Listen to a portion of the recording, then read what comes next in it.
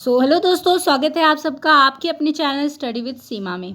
तो आज के इस वीडियो में हम लोग टारगेट वीडियो नंबर 8 के साथ हैं, जिसमें हम लोग राज्य के नीति निर्देशक तत्वों पर 50 अति महत्वपूर्ण प्रश्न यानी वेरी इंपॉर्टेंट क्वेश्चंस को हम लोग आज डिस्कस करेंगे। और अगर आपने टारगेट वीडियो की सीरीज़ को नहीं देखा है तो आप लोग प्लेलिस्ट में जाकर उसे चेकआउट कर सकते हैं और सभी वीडियो को ज़रूर देखें और अपना फीडबैक कमेंट बॉक्स में ज़रूर शेयर करें। तो रोज़ की तरह सबसे पहले हम लोग डिस्कस करेंगे क्वेश्चन 4 यू को, जो कि मैंने आपसे पिछली वीडियो में पूछा था। हर वीडियो के लास्ट में रहता है क्वेश्चन 4 यू, जो कि आपको आंसर करना होता है। तो क्या था पिछली वीडियो का क्वेश्चन 4 यू? किसने वितरणात्मक न्याय की अवधारणा का प्रतिपादन किया है? आपको इसका आंसर बताना है कि सर्वप्रथम किसने वितरणात्मक न्याय की अवधारणा का प्रतिपादन किया है। तो जल्दी से आंसर बताइए क्या होगा इसका। आपके ऑप्शन थे अरस्तु, बोंदा, मार्क्स, बेंथम। तो क्या होगा इसके लिए right answer? Right answer for this question अरस्तु। अरस्तु पहले विचारक थे जिन्होंने वितरणात्मक न्याय यानी डिस्ट्रीब्यूटिव जस्टिस के बारे में बात की। आज की वीडियो का फर्स्ट क्वेश्चन आता है आप लोग के सामने। भारतीय संविधान में राज्य के नीति निर्देशक सिद्धांत को किस मुख्य कारण से सम्मिलित किया गया है? आपके ऑप्शन है कल्याणकारी राज्य की स्थापना के लिए, धर्मनिरपेक्ष राज्य की स्थापना के लिए, सरकार के स्वेच्छाचारी आचरण को रोकने के लिए, या सरकार के विकास में आवश्यक अवसर प्रदान करने के लिए। तो क्या होगा इसके लिए राइट आंसर? जल्दी से बताइए राइट आंसर क्या होगा इसके लिए। तो right answer for this question कल्याणकारी राज्य की स्थापना के लिए भारतीय संविधान में राज्य के नीति निर्देशक सिद्धांतों को सम्मिलित किया गया है। नेक्स्ट क्वेश्चन आता है आप लोगों के सामने। निम्नलिखित में से कौन सा राज्य नीति का नीति निर्देशक सिद्धांत नहीं है?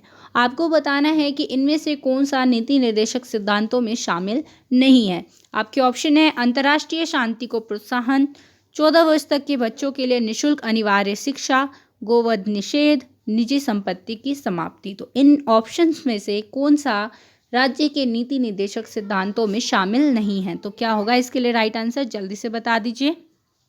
तो राइट आंसर इसके लिए होगा निजी संपत्ति का समाप्ति। निजी संपत्ति की समाप्ति राज्य के नीति निर्देशक सिद्धांतों में शामिल नहीं है। बाकी तीनों अंतर्राष्ट्रीय शांति को प्रोत्साहन, 14 वर्ष तक के बच्चों को निःशुल्क अनिवार्य शिक्षा, गोवध निषेध, ये सभी राज्य के नीति निर्देशक सिद्धांत में शामिल हैं। ऑप्शन नंबर 4 शामिल नहीं है, इसलिए राइट आंसर हो जाएगा। नेक्स्ट क्वेश्चन, राज्य के नीति निर्देशक तत्व नहीं है। इनमें से कौन सा राज्य के नीति निर्देशक तत्व नहीं है, वो आपको बताना है। आपके ऑप्शन है वैज्ञानिक मनोभाव के विकास, पोषाहार के स्तर को ऊपर उठाना, कमजोर श्रेणियों के आर्थिक हित को बढ़ाने का, कार्यपालिका से न्यायपालिका को अलग रखने का। तो इनमें से कौन सा नहीं है राज्य के नीति निर्देशक सिद्धांतों में शामिल? तो जल्दी से बताइए क्या होगा इसके लिए राइट आंसर। वैज्ञानिक मनोभाव के विकास का ये राज्य के नीति निर्देशक सिद्धांत में शामिल नहीं है, बाकी तीनों शामिल हैं। नेक्स्ट क्वेश्चन आता है आप लोग के सामने। किसी नीति निर्देशक सिद्धांत को प्रायः समाजवादी माना जाता है? किस नीति निर्देशक सिद्धांत को प्रायः समाजवादी माना जाता है, आपको ये बताना है। और आपके ऑप्शन है ग्राम पंचायतों की स्थापना, गोवध पर प्रतिबंध, अंतर्राष्ट्रीय शांति एवं सुरक्षा को प्रोत्साहन, आय की असमानताओं को कम करना। तो इनमें से कौन सा है सिद्धांत जो समाजवादी माना जाता है, आपको ये बताना है। तो क्या होगा इसके लिए राइट आंसर? जल्दी जल्दी आंसर कीजिए और लास्ट में ज़रूर बताएं कि आपके 50 में से कितने क्वेश्चन सही होते हैं। आप लोग इसका कमेंट कर सकते हैं। तो राइट आंसर क्या होगा इसके लिए? किसे समाजवादी माना जाता है? ग्राम पंचायतों की स्थापना को समाजवादी माना जाता है। नेक्स्ट क्वेश्चन है, निम्नलिखित निर्देशक सिद्धांतों में से वह सिद्धांत कौन सा है जिसे गांधीवादी सिद्धांत कहा जाता है? इन ऑप्शंस में से कौन सा सिद्धांत है जिसे गांधीवादी सिद्धांत कहा जाता है? तो गैस करिए, अगर आपको आता है तो बहुत अच्छी बात है, आप गांधीवादी से गैस कर सकते हैं। श्रमिकों और बच्चों का संरक्षण, स्वशासन के प्रभावी एकलों के रूप में ग्राम पंचायत का गठन, पुरुषों एवं महिलाओं के लिए सामान्य कार्य, कार्यपालिका से न्यायपालिका को पृथक करना। तो क्या होगा इसके लिए राइट आंसर? तो right answer for this question option number 2, स्वशासन के प्रभावी एकलों के रूप में ग्राम पंचायत का संगठन, गांधीवादी सिद्धांत इसे हम कहते हैं। नेक्स्ट क्वेश्चन है, नीति निर्देशक तत्व का महत्व किसके लिए है? और आपके ऑप्शन है नागरिक, राज्य, समाज, संघ। अगर आपको नहीं भी पता है तब भी इसका आंसर आप लोग गैस कर सकते हैं कि राज्य के नीति निर्देशक तत्व का महत्व किसके लिए है। तो क्या होगा इसके लिए right answer? Right answer for this question option number 2 राज्य। क्यों? क्योंकि हम लोग क्या बोलते हैं, राज्य के नीति निर्देशक तत्व। तो किसके लिए ज़्यादा महत्व है? राज्य के लिए। 7th क्वेश्चन, भारत के किस राज्य में समान नागरिक संहिता लागू है? किस राज्य में समान नागरिक संहिता लागू है, आपको ये बताना है। और आपके ऑप्शन है मेघालय, केरल, हरियाणा या गोवा। तो इन चारों ऑप्शन में से क्या है सही उत्तर, जल्दी से बताइए। तो इसके लिए सही उत्तर है गोवा। गोवा में समान नागरिक संहिता लागू है।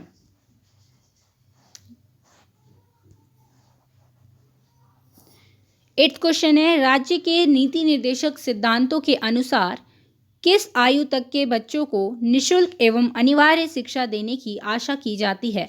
और आपके ऑप्शन है 14 वर्ष, 15 वर्ष, 16 वर्ष या 18 वर्ष। तो जल्दी से आंसर दीजिए, क्या होगा इसके लिए राइट आंसर?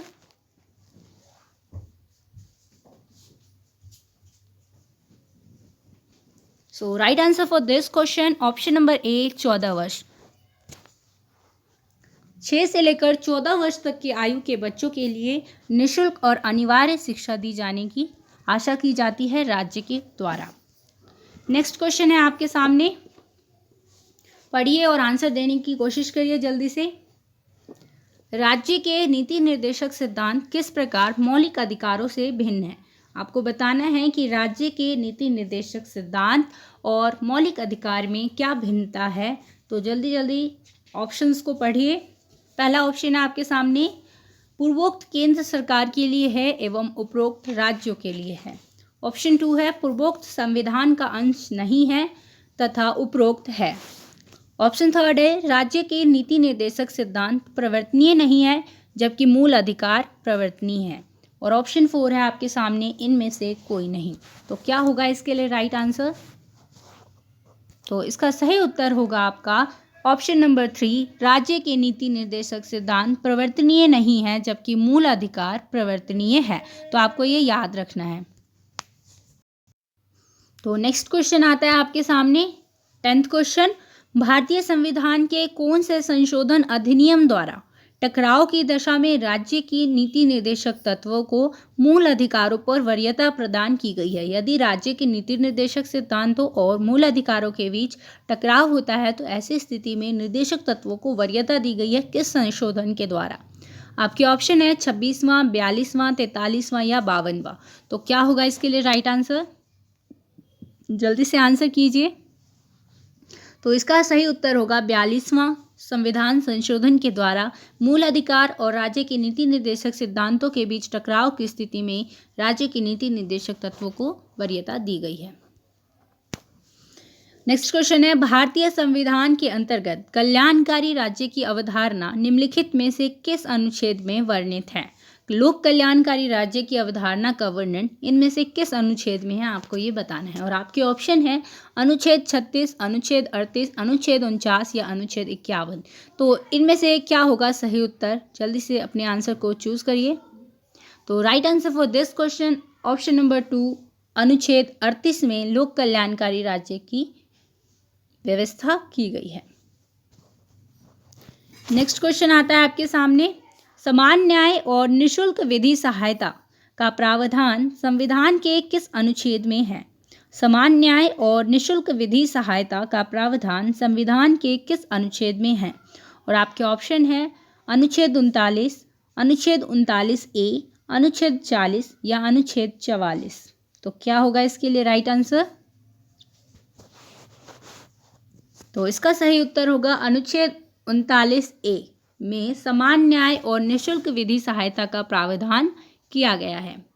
तो इस वीडियो के जरिए आपको बेसिक से लेकर सारे क्वेश्चन इसमें आपके कवर हो जाएंगे। आपके आर्टिकल्स जितने भी DPSP से क्वेश्चंस बन सकती हैं उन सभी को इसमें शामिल किया गया है। तो लास्ट तक जरूर देखिए, कुल 50 क्वेश्चन है इसमें। और लास्ट में आपके लिए क्वेश्चन फॉर यू जिसका आंसर आपको कमेंट बॉक्स में करना है। 13वां क्वेश्चन आता है आप लोगों के सामने, भारतीय संविधान के निम्नलिखित अनुच्छेदों में से कौन सा अनुच्छेद राज्य सरकारों को ग्राम पंचायतों को संगठित करने का निर्देश देता है? तो वो कौन सा अनुच्छेद है जो राज्य सरकार को ग्राम पंचायतों के गठन करने का निर्देश देता है, आपको बताना है। और आपके ऑप्शन है अनुच्छेद 32, अनुच्छेद 40, अनुच्छेद 48 या फिर अनुच्छेद 51। तो क्या होगा इसके लिए सही उत्तर, जल्दी से बताइए। तो आई होप आप लोगों को इसका आंसर पता होगा। तो राइट आंसर होगा इसके लिए अनुच्छेद 40 में यह प्रावधान है कि राज्य ग्राम पंचायतों का गठन करे। नेक्स्ट क्वेश्चन आता है, भारतीय नागरिकों के लिए एक समान सिविल संहिता प्राप्त करने की बात कौन से अनुच्छेद में की गई है? अनुच्छेद 40, अनुच्छेद 44, अनुच्छेद 45 या फिर अनुच्छेद 48 का। तो क्या होगा इसके लिए राइट आंसर, जल्दी जल्दी अपने आंसर को चूज करिए और लिख लीजिए कहीं पर कि आपके कितने सही हो रहे हैं। तो राइट आंसर इसके लिए क्या होगा, जल्दी से बताइए।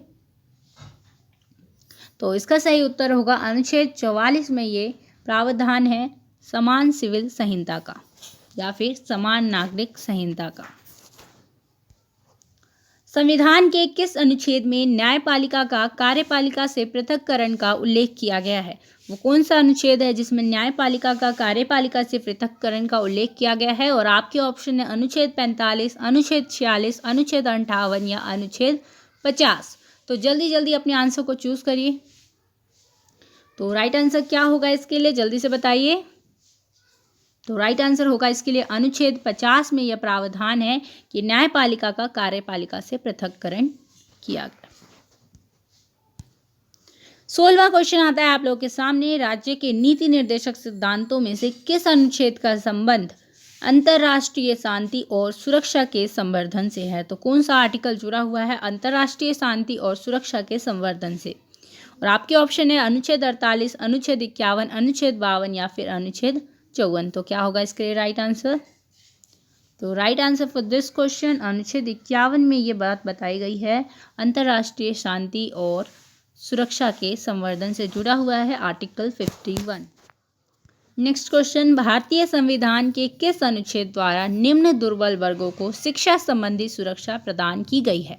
निम्न दुर्बल वर्गों को शिक्षा संबंधी सुरक्षा किस आर्टिकल के तहत प्रदान की गई है, आपको ये बताना है। और आपके ऑप्शन है अनुच्छेद 45, अनुच्छेद 46, अनुच्छेद 47 या अनुच्छेद 48। तो क्या होगा इसके लिए राइट आंसर, जल्दी से बताइए। अगर आप लोग आंसर करने में देर लग रही है तो आप लोग पॉज करके आंसर जरूर दीजिए। तो दुर्बल वर्गों के लिए शिक्षा संबंधी सुरक्षा किस आर्टिकल के तहत प्रदान की गई है, जल्दी जल्दी बता दीजिए। तो right answer for this question अनुच्छेद 46 में यह बात की गई है दुर्बल वर्गों को शिक्षा संबंधी सुरक्षा प्रदान की गई है अनुच्छेद 46 के तहत। नेक्स्ट क्वेश्चन की ओर बढ़ते हैं, किस अनुच्छेद में नीति निर्देशक तत्वों की व्याख्या की गई है तथा राज्य की परिभाषा दी गई है? अनुच्छेद 36, अनुच्छेद 46, अनुच्छेद 47 या अनुच्छेद 48।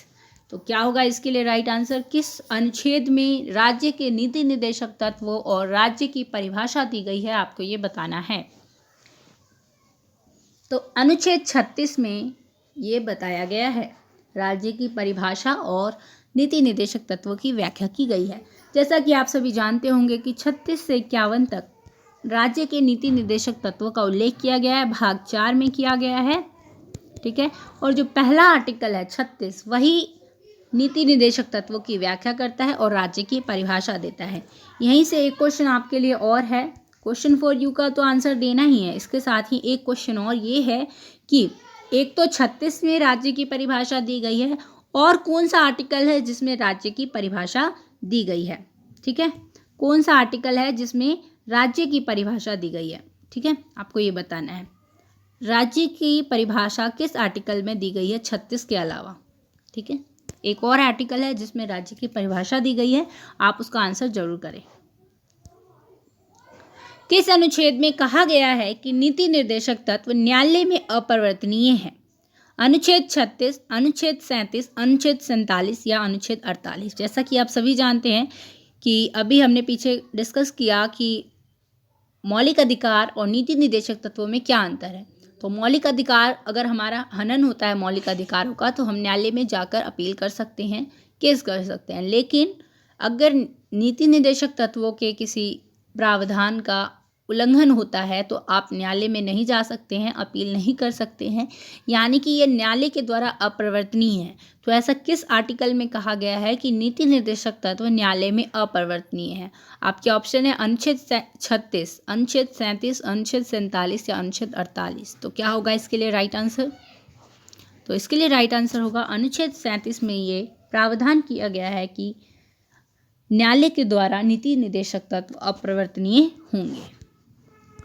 नेक्स्ट क्वेश्चन है, किस अनुच्छेद में कहा गया है कि राज्य स्त्री तथा पुरुष सभी नागरिकों के लिए समान रूप से आजीविका के पर्याप्त साधन उपलब्ध कराएगा। तो किस में ये कहा गया है, जल्दी से बताइए।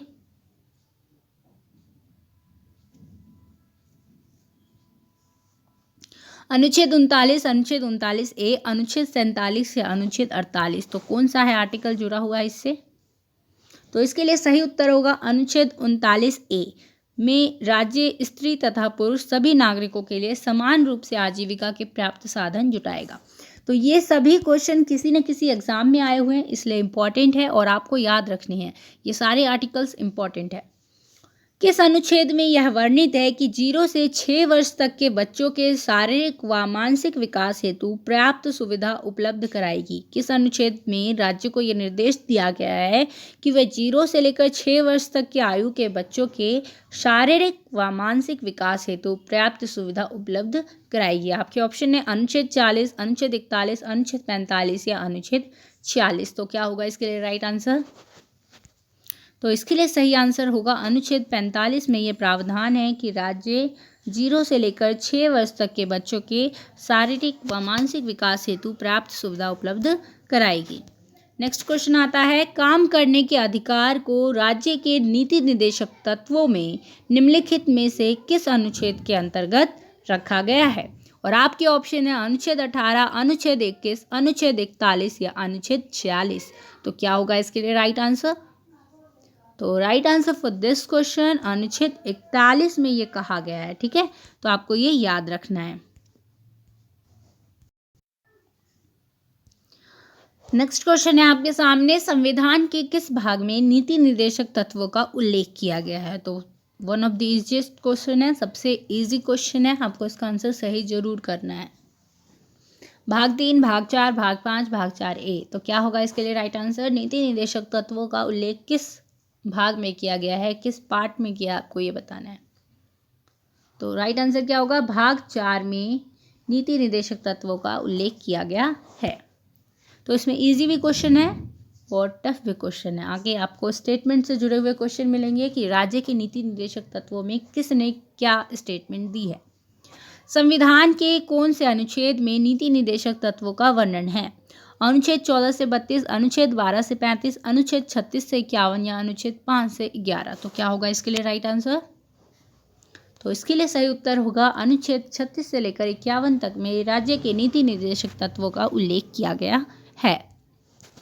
25वां क्वेश्चन आता है आपके सामने, राज्य के नीति निर्देशक तत्व कहाँ से लिए गए हैं। Canada, Switzerland. तो आपके ऑप्शन है कनाडा, स्विट्जरलैंड, आयरलैंड, भारत शासन अधिनियम 1935। तो क्या होगा इसके लिए राइट आंसर कि राज्य के नीति निर्देशक तत्व कहाँ से लिए गए हैं। तो आयरलैंड से लिए गए हैं। 26वां क्वेश्चन है आपके सामने, राज्य विशिष्ट आय की असमानता को कम करने तथा विभिन्न व्यवसायों में लगे लोगों के मध्य प्रतिष्ठा, सुविधाओं तथा अवसर की असमानता को समाप्त करने का प्रयास करेगा। ठीक है, तो आय की असमानता को समाप्त करने का प्रयास करेगा राज्य, ऐसा किस आर्टिकल में वर्णन किया गया है। अनुच्छेद 36, अनुच्छेद 35, अनुच्छेद 38 या फिर अनुच्छेद 39। तो क्या होगा इसके लिए राइट आंसर, जल्दी से बता दीजिए। तो क्या होगा इसके लिए राइट आंसर, अनुच्छेद 39 में यह वर्णन है कि राज्य आय की असमानता को कम करने का प्रयास करेगा। ठीक है, 27वां क्वेश्चन आता है आपके सामने, किस संशोधन द्वारा पर्यावरण से संबंधित प्रावधान नीति निर्देशक तत्वों में जोड़े गए। कौन सा वो संशोधन है जिसके द्वारा पर्यावरण से संबंधित प्रावधान जोड़े गए। 44वें संविधान संशोधन के द्वारा, 42वें संविधान संशोधन के द्वारा, 40वें के द्वारा या 48वें के द्वारा। तो क्या होगा इसके लिए राइट आंसर। तो right answer for this question 42 amendment जो था, 42 कॉन्स्टिट्यूशनल अमेंडमेंट यानी 42वां संविधान संशोधन, उसके द्वारा पर्यावरण से संबंधित नीति निदेशक सिद्धांत जोड़े गए। नेक्स्ट क्वेश्चन है आपके सामने, भारत के प्रत्येक नागरिक का कर्तव्य होगा कि प्राकृतिक पर्यावरण का संरक्षण एवं सुधार शामिल है। कौन सा आर्टिकल में ऐसा कहा गया है? अनुच्छेद 48 के तहत, अनुच्छेद 48A, अनुच्छेद 51 या अनुच्छेद 51A। तो कौन सा आर्टिकल जुड़ा हुआ है इससे? तो राइट आंसर क्या होगा इसके लिए? अनुच्छेद 48A में पर्यावरण या प्राकृतिक पर्यावरण के संरक्षण से जुड़े हुए निर्देश दिए गए हैं। ठीक है। राज्य का नीति निदेशक सिद्धांत एक ऐसा चेक है जो बैंक की सुविधा अनुसार अदा किया जाता है। यह ऐसा किसने कहा है? यह कथन किसका है? टी कृष्णमाचारी, प्रोफेसर के शाह, आइवर जेनिंग्स, के वीयर। तो क्या होगा इसके लिए राइट आंसर? किसका कथन है ये? जल्दी से बताइए। बहुत ही फेमस कथन है, प्रसिद्ध कथन है। तो प्रोफेसर के शाह का ये कथन है। ठीक है, तो आपको ये याद रखना है। नेक्स्ट क्वेश्चन है, निम्नलिखित में से किस व्यक्ति के विचारों का प्रभाव राज्य के नीति निदेशक तत्वों पर दृष्टिगोचर होता है? आपके ऑप्शन है मार्क्स, गांधी, लेनिन, विनोबा भावे। तो क्या होगा इसके लिए राइट आंसर? तो right answer for this question, Mahatma Gandhi के विचारों से प्रभावित है राज्य के नीति निदेशक सिद्धांत। ठीक है। 31 नंबर क्वेश्चन क्या है? नीति निदेशक सिद्धांत है, आपके ऑप्शन है वाद योग्य, अवाद योग्य, दोनों, इनमें से कोई नहीं।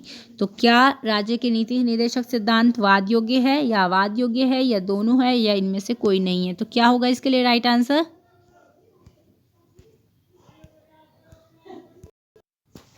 तो क्या होगा इसके लिए राइट आंसर? राइट आंसर इसके लिए होगा कि अवाद योग्य है आपके नीति निदेशक सिद्धांत। ठीक है, अवाद योग्य है नीति निदेशक सिद्धांत। तो आपको ये याद रखना है। पीछे से जो वॉइस आ रही है उसको इग्नोर करिएगा।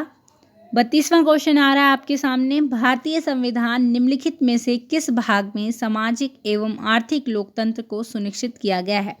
कौन सा भाग जुड़ा हुआ है सामाजिक एवं आर्थिक लोकतंत्र से? आपात स्थिति के प्रावधान, मौलिक अधिकार, राज्य के नीति निदेशक तत्व या नागरिकता। तो क्या होगा इसके लिए राइट आंसर? तो इसके लिए राइट आंसर होगा ऑप्शन नंबर 3, राज्य के नीति निदेशक तत्व में आर्थिक लोकतंत्र और सामाजिक लोकतंत्र सुनिश्चित किया गया है। नेक्स्ट क्वेश्चन आता है आपके सामने, आयरलैंड ने अपने संविधान में नीति निदेशक तत्वों को कब स्थान दिया?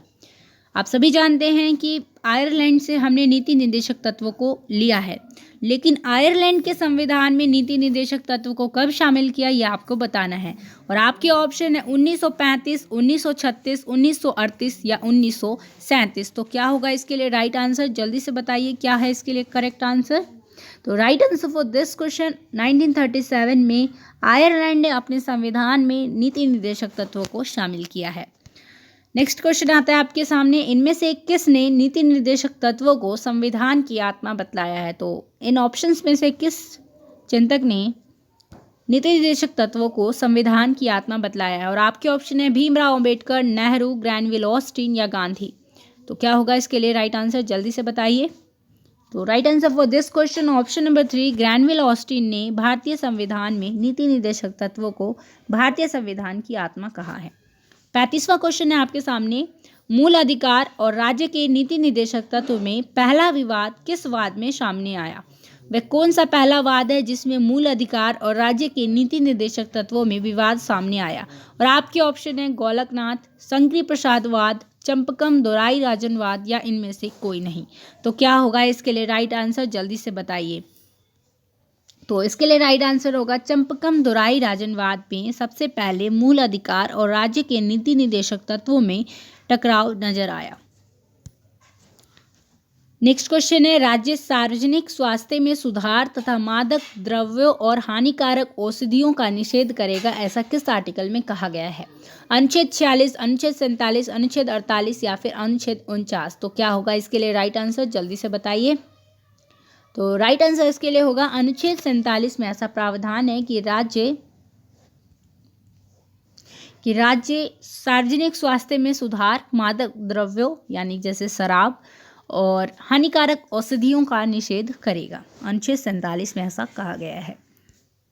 राज्य ऐतिहासिक तथा राष्ट्रीय महत्व के स्मारकों की रक्षा करेगा, ऐसा किस अनुच्छेद में कहा गया है? आपके ऑप्शन है अनुच्छेद 46, अनुच्छेद 48, अनुच्छेद 49 या फिर अनुच्छेद 50। तो किस आर्टिकल में ऐसा कहा गया है कि राज्य ऐतिहासिक राष्ट्रीय महत्व के स्मारकों की रक्षा करेगा?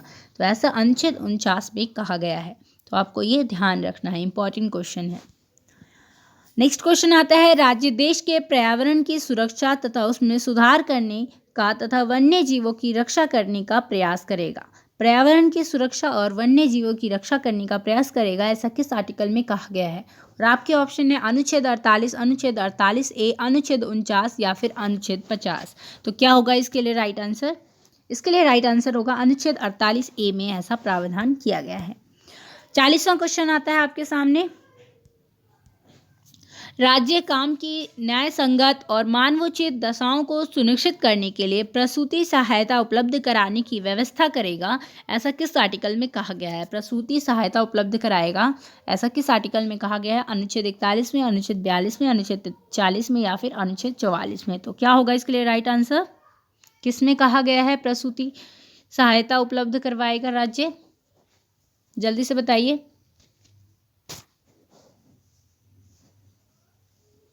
आपके पास टाइम है, इंपॉर्टेंट क्वेश्चन है, जल्दी से बताइए क्या होगा इसके लिए राइट आंसर। तो ऐसा कहा है अनुच्छेद 42 में, ठीक है। 40 में क्या कहा है? ग्राम पंचायतों का गठन, ठीक है। 44 में क्या कहा है? यूसीसी यानी यूनिफॉर्म सिविल कोड। अनुच्छेद 40 में ग्राम पंचायत और अनुच्छेद 41 में काम करने का अधिकार और अनुच्छेद 42 में क्या कहा गया है कि प्रसूति सहायता उपलब्ध कराएगा, ठीक है। नेक्स्ट क्वेश्चन आता है, राज्य ग्रामों में कुटीर उद्योग को बढ़ाने का प्रयास करेगा, ऐसा किस आर्टिकल में कहा गया है? अनुच्छेद 41 में, अनुच्छेद 42 में, अनुच्छेद 43 में या फिर अनुच्छेद 44 में। तो कुटीर उद्योग को बढ़ाने का प्रयास करेगा राज्य, ऐसा किस आर्टिकल में कहा गया है? तो जल्दी से बताइए इसके लिए राइट आंसर क्या होगा? तो इसके लिए सही उत्तर होगा अनुच्छेद 43 में ऐसा कहा गया है कि राज्य कुटीर उद्योगों को बढ़ाने का प्रयास करेगा, ठीक है। 42वां क्वेश्चन क्या आता है, राज्य कृषि और पशुपालन को आधुनिक तथा वैज्ञानिक ढंग से संगठित करने का प्रयास करेगा और दुधारू पशुओं के वध पर रोक लगाएगा। दुधारू पशु जो दूध देते हैं जैसे गाय, ठीक है, तो गौवध का हमने पढ़ा कि वो राज्य के नीति निर्देशक सिद्धांत में शामिल है। अनुच्छेद 46, अनुच्छेद 45, अनुच्छेद 48 या फिर अनुच्छेद 48। तो किस आर्टिकल में ये कहा गया है कि राज्य कृषि और पशुपालन को आधुनिक तथा वैज्ञानिक ढंग से संगठित करने का प्रयास करेगा और दुधारू पशुओं के वध पर रोक लगाएगा? तो क्या होगा इसके लिए राइट आंसर? जल्दी से बताइए। तो राइट आंसर इसके लिए क्या होगा? अनुच्छेद 48 में ये प्रावधान किया गया है। 43वां क्वेश्चन आता है आपके सामने, नीति निर्देशक तत्व 19वीं सदी के इंग्लैंड का फेबियन समाजवाद है जिसमें समाजवाद नहीं है, यह कथन किसका है? आपके ऑप्शन है टीटी कृष्णमचारी, प्रोफेसर केटी शाह, आइवर जेनिंग्स या फिर केसी वियर। तो क्या होगा इसके लिए राइट आंसर? जल्दी से बताइए। 19वीं सदी के इंग्लैंड का फेबियन समाजवाद है जिसमें समाजवाद नहीं है, तो ये कथन है आइवर जेनिंग्स का। नेक्स्ट क्वेश्चन है आपके सामने, निदेशक तत्व पुण्य आत्माओं की महत्वाकांक्षा मात्र है। तो ये सारे इंपॉर्टेंट स्टेटमेंट है जो कि आपको याद रखने हैं और आपके ऑप्शन वही 4 हैं, टीटी कृष्णमचारी, प्रोफेसर केटी शाह, आइवर जेनिंग्स, केसी व्यूअर। तो क्या होगा इसके लिए राइट आंसर? पुण्य आत्माओं की महत्वाकांक्षा मात्र है, किसने कहा है ये? तो ये भी कथन आइवर जेनिंग्स ने ही कहा है। नेक्स्ट क्वेश्चन है, नीति निर्देशक तत्व को भावनाओं का कूड़ेदान मात्र किसने कहा? भावनाओं का कूड़ेदान मात्र किसने कहा है, आपको ये बताना है। आपके ऑप्शन है टीटी कृष्णमचारी, प्रोफेसर केटी शाह, आइवर जेनिंग्स या फिर केसी वियर। तो इसके लिए राइट आंसर होगा टीटी कृष्णमचारी ने भावनाओं का कूड़ेदान मात्र कहा है नीति निर्देशक तत्व को। निदेशक तत्वों के द्वारा आर्थिक लोकतंत्र की स्थापना होगी जो राजनीतिक लोकतंत्र से भिन्न है। निदेशक तत्व उन आदेश पत्रों के समान है जिन्हें पहले ब्रिटिश सरकार गवर्नर जनरल या उपनिवेशों के गवर्नर को भेजा करती थी। ये कथन किसका है? टी कृष्णमचारी, प्रोफेसर केटी शाह, अंबेडकर, केसी व्हीयर। क्या होगा इसके लिए राइट आंसर? तो इसके लिए सही उत्तर होगा अंबेडकर का ये कथन है। निदेशक तत्व समाजवादी सरकार के मूल मर्म है। ये किसका कथन है? निदेशक तत्व समाजवादी सरकार के मूल मर्म है। ये कथन किसका है? और आपके ऑप्शन है अंबेडकर, नेहरू, पनिक्कर, कृष्णमूर्ति राव। तो right answer for this question Krishnamurthy Rao ने यह कथन कहा है कि निदेशक तत्व समाजवादी सरकार के मूल मर्म है। 48वां क्वेश्चन है आपके सामने, निदेशक तत्व को आर्थिक क्षेत्र में समाजवाद की संज्ञा किसने दी? निदेशक तत्व को आर्थिक क्षेत्र में समाजवाद की संज्ञा किसने दी? अंबेडकर, नेहरू, पनिक्कर, कृष्णमूर्ति राव। तो राइट आंसर इसके लिए क्या होगा? पनिक्कर ने निदेशक तत्व को आर्थिक क्षेत्र में समाजवाद की संज्ञा दी। ठीक है, तो आपको ये याद रखना है। कोई भी लोकप्रिय मंत्रिमंडल संविधान के भाग 4 के उपबंधों का उल्लंघन नहीं करेगा, ऐसा किसका कथन है? अंबेडकर का, नेहरू का, पनिक्कर का, अल्लादी कृष्णस्वामी अय्यर का। तो किसने ये कथन कहा है? तो इसके लिए सही उत्तर होगा अल्लादी कृष्णस्वामी का ये कथन है कि कोई भी लोकप्रिय मंत्रिमंडल संविधान के भाग 4 के उपबंधों का उल्लंघन नहीं करेगा। आज का लास्ट क्वेश्चन है आपके लिए, मूल अधिकार और निदेशक तत्व के बीच पहला विवाद जो कि है चंपकम दोराई राजनवाद, जो कि हमने पिछले क्वेश्चन में हमने पढ़ा अभी पीछे के, ये जो विवाद है ये किस ईयर में हुआ है आपको ये बताना है। 1950 में, 1951 में, 1960 में या फिर 1961 में। तो क्या है इसके लिए राइट आंसर? तो इसके लिए सही उत्तर है 1950 में चंपकम दोराई राजन वाद हुआ। जो पहला वाद है जो मूल अधिकार और राज्य की नीति निदेशक तत्व में विवाद हुआ, तो ये पहला विवाद था चंपकम दोराई राजनवाद जो कि 1950 में सामने आया। और इसी के साथ आता है आपके लिए क्वेश्चन फॉर यू, जो कि है समान कार्य के लिए समान वेतन का प्रावधान किस अनुच्छेद में है? और आपके ऑप्शन है 39A, 39B, 39C या फिर 39D। तो इन चारों ऑप्शन में से किस में समान कार्य के लिए समान वेतन का प्रावधान किया गया है? और इसी के साथ एक क्वेश्चन मैंने और पूछा है आप लोगों से, तो 2 क्वेश्चन है टोटल। दूसरा क्वेश्चन ये पूछा है कि एक तो हमने आर्टिकल 36 में हमने देखा कि राज्य की परिभाषा दी गई है और नीति निर्देशक तत्वों की व्याख्या की गई है, और दूसरा कौन सा आर्टिकल है जिसमें राज्य की परिभाषा दी गई है? ठीक है, तो आपको इसका आंसर करना है कि कौन सा आर्टिकल है जिसमें राज्य की परिभाषा दी गई है 36 को छोड़कर। ठीक है, तो आप लोगों को आंसर जरूर करना है।